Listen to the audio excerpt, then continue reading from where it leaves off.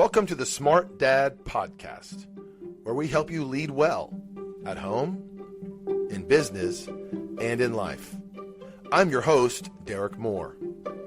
Smart dads are intentional, engaged, and ever learning. Whether you're a seasoned dad who's been through it all, a new dad still figuring it out, a supported dad with a great woman at your side, or a solo dad carrying the load alone, this podcast is for you. No matter your background, your challenges, or your goals, fatherhood is a journey of growth, and we're here to do it together. Each week, I'll share insights that I've garnered throughout my life of raising kids, building businesses, and leading others. I'll definitely share some failures, some successes, and I'll even be able to show you tools and strategies that you can use to become a smart dad in your own life. Today's episode is about what it means to move the fence in your parenting and disciplining your kids as a smart dad. Welcome to another episode of the Smart Dad Podcast. Why do I need to move the fence as a smart dad? Today, we're tackling one of the biggest struggles in fatherhood: discipline. But not discipline in the way the world often thinks about it. Not just punishments or rules or enforcement. We're talking about discipline as leadership. How we train our own children to take more and more responsibility as they grow up, so that when they become adults, they can actually handle real life.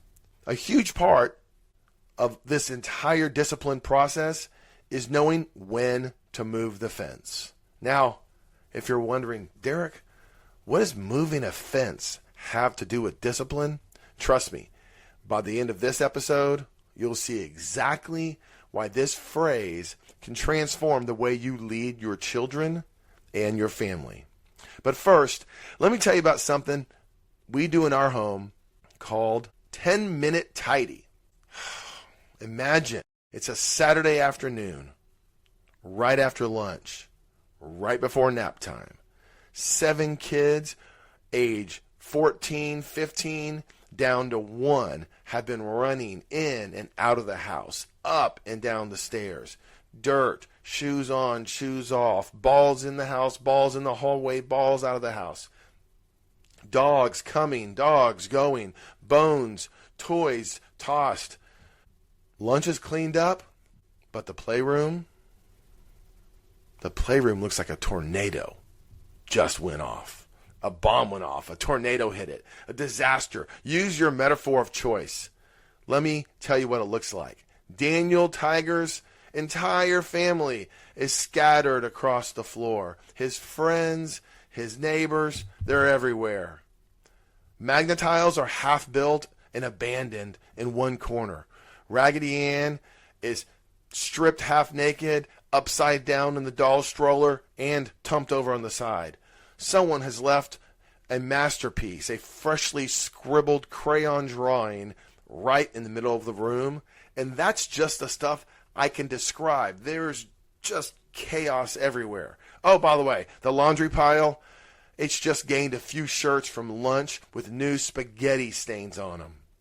And then, of course, I have to deal with the kid who suddenly disappears into the bathroom, and another one who miraculously forgets how to pick up a toy, even though this is something we do nearly every day. Now, here's what's interesting. The 10-minute tidy isn't like our routine after meals. After every meal, each child has specific contributions that they can make so that we can finish a meal and move on. Tables, chairs, countertops, dishes, floors, trash, everything goes into reset mode, and everyone does what they can do. Just part of our rhythm No one questions it. No one complains about it. It's expected. It's how we run our family. But the 10-minute tidy, that's different. That's kind of like an audible at the line of scrimmage in football. I look left, I look right. I can't even walk safely through this room. That's where discipline, the kind that is training, the kind that is consistency, the kind that is relevant, the kind that is patient, really comes into play here. So here's how it works. I tell my magical device in the corner to set a timer for 10 minutes, or I tell my phone or my watch, and we say, go. And every child has a role. They've been trained, and they are continually trained. So let me give you a snapshot. The 1 or 2-year-old toddler doesn't really clean. This one's job is to pick up objects and hand them to someone older, or to put them on a chair or a bench or a table at their height. Designated siblings will monitor them, encourage them, and engage them to keep going. The 2 to 3-year-old can pick up certain items, but not other items, and only with very clear instruction. If I tell this child, pick up all the cars, they'll do it. But if I say, clean everything off the floor, their brain circuits out. They overload and they just do nothing. They play with a crayon. So we have to be specific. The 4 and 5-year-old age, that's where the child can organize everything that the younger kids have gathered. See, they're piling these things up off the floor, and then the benches and the chairs and the tables are a small temporary gathering that the 4 and 5-year-old can say, hey, blocks go here, books get stacked up, and things are prepared for the older siblings to put away. The 6, 7, 8-year-old range, now that's the responsibility for actually putting things where they belong. Sometimes it's in the playroom, sometimes it's clothes in the laundry, sometimes it's clothes upstairs, toys upstairs, misplaced items. Oh, I found a sock. Everyone's missing a sock at some point. So everything has a place. And this is the one, this is a really nice bracket. You can see they're starting to catch on. And this age group, 6, 7, 8, is also really great at encouraging. 10-year-old is a great age. That's the sweeper, literally and figuratively. Clearing the floor, removing leftover items, making sure all the big stuff's out of the way, little stuffs, and then literally sweeping everything in with the broom, dustpan, trash, and doing that. Now in the 12 to 15-year-old range, those are really great at junior managers. They oversee, they fine-tune. They make sure things are actually clean and not just kid clean, if you know what I mean. Oh, I thought it was clean. Okay, it's clearly not clean. The 12, 13, 14, 15-year-old kids, they can tell. They can also pick up the bigger things that are heavy. They can move things around, and pretty much it's a machine. Now, let me tell you, this isn't magic. It takes years of training. We have a lot of positive peer pressure and positive role modeling because my older ones have had this, and they pass it on to the younger ones who grow up, and then they pass it on to the younger ones. I've had 3 decades of doing this. We've had dozens of failures, dozens of ineffective, inefficient 10-minute tidies. But now we've iterated it. It's to the point where the kids know what to do. I don't even have to be the one to do it. It can be grandma, it can be Kelly, it can be even the babysitter. So the kids all jump in and they get going. It's phenomenal to see. And then my favorite, I sit back and I tell everyone to look around the room. Enjoy your work. Because God wants us to do good work. Simply cleaning a room is actually doing the work of God. God is a God of order, not a God of chaos. So how is it possible to get all these kids to do that? Am I a militaristic dictator? No. Am I constantly micromanaging them? No. I am constantly training and raising kids around here, though. I tell folks who may wander into our house, you are entering an active training zone. This is an active parenting zone. I can't parent on my butt. I get up and I walk across the room and I pick something up. I show the child, I talk to the child, I get on a knee, eyeball to eyeball, whatever it takes. We build into our family discipline, not as punishment, but as foundational and organizational structure. So that's a key lesson for today, because just like the 10-minute tidy, which works when everyone knows their role, boundaries work, and they work best when they're clear, they're well-defined, and they grow with the child. I just showed you what I have 7 children at once. You may have 1 or 2, and you need to move the fence as your child or your children go from age to age. Okay, so that brings me to the idea of moving the fence. Some dads, you know them, they set the fence way too close to the house. They're overly strict, and the yard is tiny. The kids can barely take 3 steps outside, and the fence is right there. And then they never adjust, even when the kids grow up. Other dads set the fence posts so far away, it's like on the farm, and you look, and you can't even see the end of your property line, and that's where the fence line is. That's where the fence posts are set. There's no structure, complete free reign, no expectations, again, metaphorically speaking. And then they wonder why chaos follows. But smart dads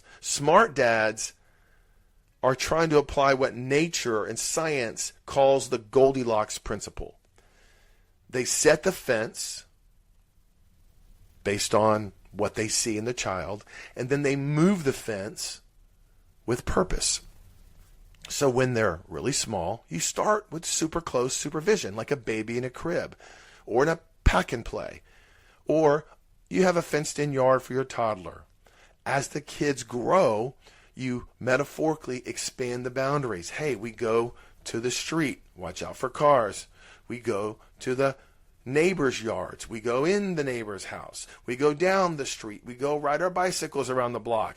We get a car. We drive around. We continue to move the fence. We continue to move little by little as the children turn into older and older people, because we want to raise adults. Remember, you're not raising children to stay children. You're raising children to turn into adults.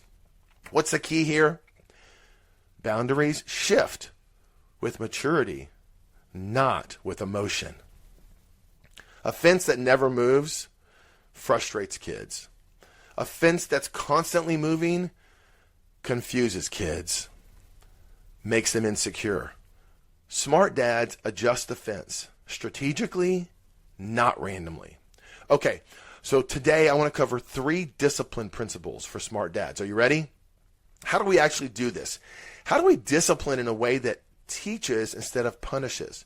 I want to break this down into 3 key principles. Here they are. 1, rules change with responsibility. 2, connection before correction. And 3, consistency matters more than perfection. Okay, let's dive into these one at a time. Rules change with responsibility. Moving the fence doesn't mean removing the fence.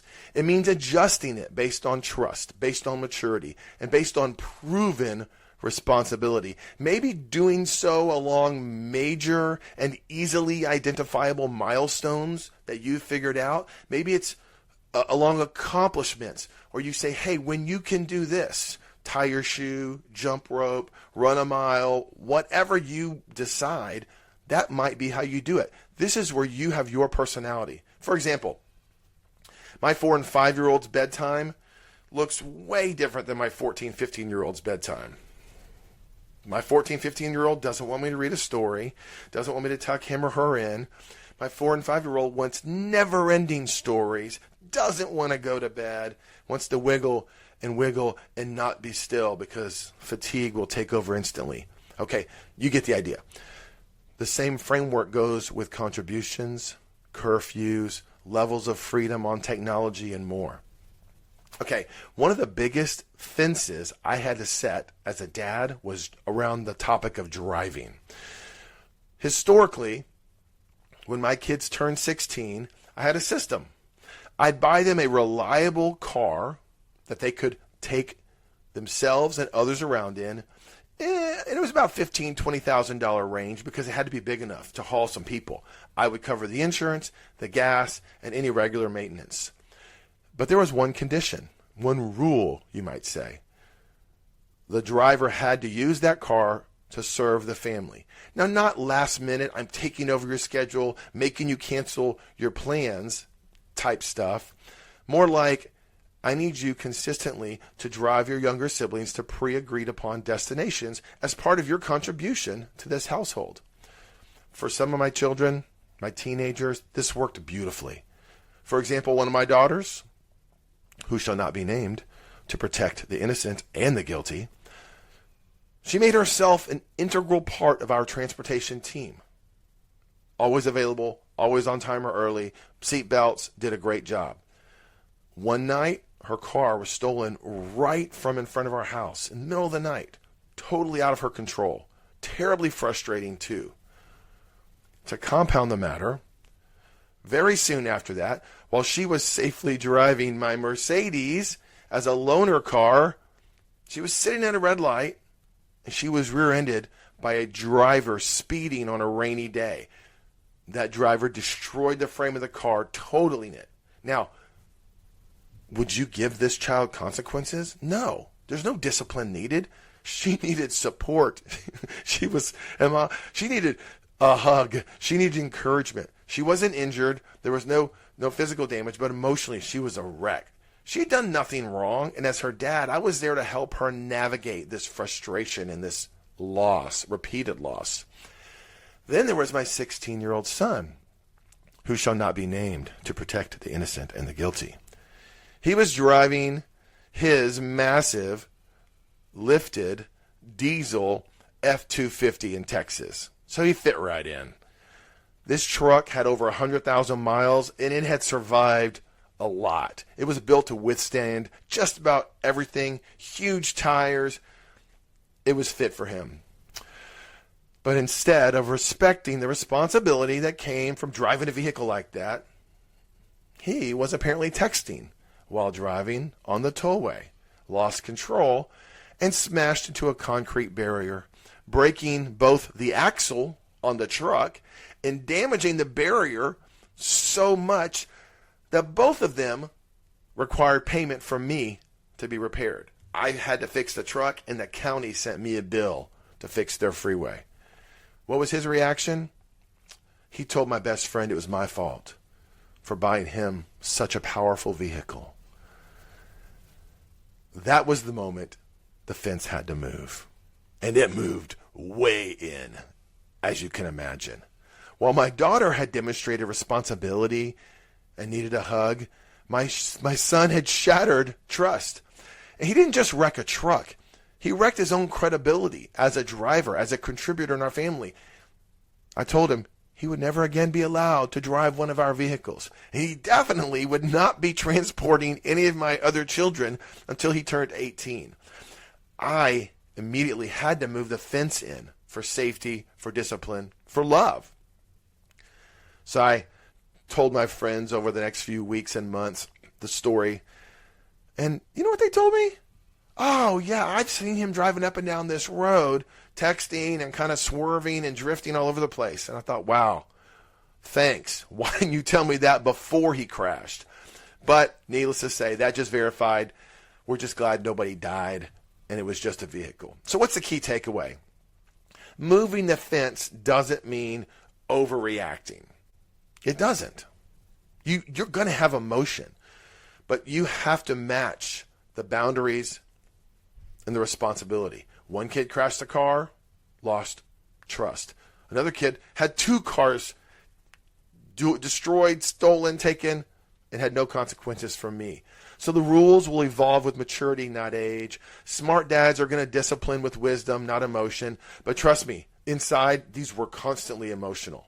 Every time. So, as a little side note, moving the fence only works if all adults involved in raising the children are on the same page. I wasn't always given that support. Sometimes the decisions I made as a father, like revoking driving privileges, weren't upheld on the other side. And that's a hard reality because when one parent is trying to enforce responsibility and the other one seems to be undermining it, the child learns to play the system instead of learning accountability. And let me tell you, I got a lot more to say about that. But that's a podcast for another day. Hey, by the way, let me know if co-parenting with your ex-spouse, your spouse, your partner, your ex-partner is something you want to hear about in the future. It's a great conversation. We can talk a lot. Okay, I've got a Goldilocks tip for you here. Do a little self-reflection. Ask yourself, is there any new evidence that I may be giving this child at this age too little responsibility, too much responsibility, or is it still just right for where the child is today? Do that, see what you come up with. All right, so second story, second concept, connection before correction. Here's the deal. There's a big difference between discipline that corrects and discipline that connects before it corrects. As dads, we have to remember rules without relationship equals rebellion. Relationship without rules equals chaos. I remember a time when one of my boys, who shall not be named, to protect the innocent and the guilty, right about 9, 10, 11 years old, was really struggling with emotions. One day, the weather had been bad and thrown off the exchange between his mother's house and my house. And, you know, that kind of disruption really always made it hard for him because he had a great time here, he had a great time there, but the friction of transition he didn't like. But at this moment, I wake up and I didn't realize what I was walking into. I'd been sick in bed for almost 10 days, barely functioning. So I kind of rejoined the land of the living, and I see my son sitting at the computer. I say, "Hey, buddy, what's going on?" "Oh, I'm texting mom about drop off and pick up and exchange." And I said, "Well, let me see what y'all are saying." And he had this long conversation. He's trying to control things on his end. He didn't talk to me. Obviously, I was in bed sick. He didn't talk to Mama Bear, his bonus mom, my wife, Kelly. But what caught my attention is, after I talked to her, he'd already lied to her about it. He lied to her about what he was doing. He lied to her about his emotions. He lied to her about why he was doing it. Isn't it like the zebra in the African plains trying to cross the water, and the reptile in the water, huge teeth, alligator, crocodile, I'm not sure what's in Africa, waits for one slip and then just grabs them? That's what I feel like. I just woke up and I'm just ambushed by this emotion, this 9, 10, 11-year-old, and my realization that he hasn't been telling the truth. Now, I could have gone straight into punishment mode. He lied. He broke a rule. He was sneaking behind our backs. But something in the situation felt off. I don't know, maybe I had a little more sensitivity because I had been ill. This wasn't his normal behavior. Normally he's happy and he's happy-go-lucky. So I said, "What's going on?" I stayed calm. I said, why did you feel like you had to try to manage and push this on your own? As we talked, I'm clicking through the conversation and scrolling back. Okay, this conversation started at this day and at this time, and okay, whoa, what is this? I stumbled upon a landmine. I realized he had been having ongoing conversations with total strangers on the internet. Now that changed everything. My heart started racing. My blood began to pump. It was boiling. My instinct as a protector and as a man jumped up and tried to take over me. Fight, flight, or freeze. What would I do? What would you have done? By the way, here's another key point. I looked at the time date stamp on those threads. Those entire conversations had started and ended online while he was at his mother's house. They appeared on this thread because it's the same login for him, the same account, same password. It's all in the cloud. Now, I don't know why a child that age needs any access to this feature, but I do know when he's at my house, he followed our systems and our rules and only used it to message his mother. Still, this opened up an even bigger conversation about internet safety, personal security, and why you never really know who's on the other side of a screen, even if you think you do. Here's where things got tricky, right? At my house, we're very security conscious. In my MBA, I did internet cybersecurity, and I studied all these things, and I realized his mother just doesn't have the same level of security enhancements as I do. Again, instead of saying you broke the rules and blowing up at him because I'm triggered by drama and my realistic fears, I took a breath, I called my wife up, and then I explained to him why these rules exist, how talking to strangers in person and online can lead to a really bad situation, but not just for him, for his sisters, and for our entire family. By the end of the conversation, there were tears, but it wasn't about Dad caught me and now I'm in trouble. It was about understanding, trust, and learning from the mistake. Kelly and I sat for a long time. We sat there, we listened, we affirmed his feelings. I told him what I generally say to my children, my kids, about their feelings. Your feelings are real, but they may not be reality. I talked that truth through with him. I helped him understand that he couldn't possibly fathom all the dangers because as a child, we didn't want him to be involved with that. At the end, we hugged. He apologized for the deception. He apologized for deceiving us. He asked for forgiveness. And we decided, let's make a plan now going forward. Okay, so what's the takeaway here? Man, first of all, I just want to say, I always handle situations exactly like this. I never mess up. No, of course that's not true. I wish. That's my goal. There have been times where I jumped to conclusions too early. I reacted or overreacted too fast. Or I just was kind of mediocre and average and just kind of meh. I aim for this standard that I'm telling you about today. And the more I practice connection before correction, the better the results seem. Okay, so here's another Goldilocks tip. When you correct a child, first affirm your connection. So before correction, affirm your connection. Try saying the right words at the right time in the right tone. Something like, man, it looks like you're really frustrated. Is that how you're feeling? Okay, that's what I see. Listen, I'm on your side. Okay, I want to help. I love you. Let's figure this out together and try to stay calm. Okay? Now, the final point, consistency matters more than perfection. Okay?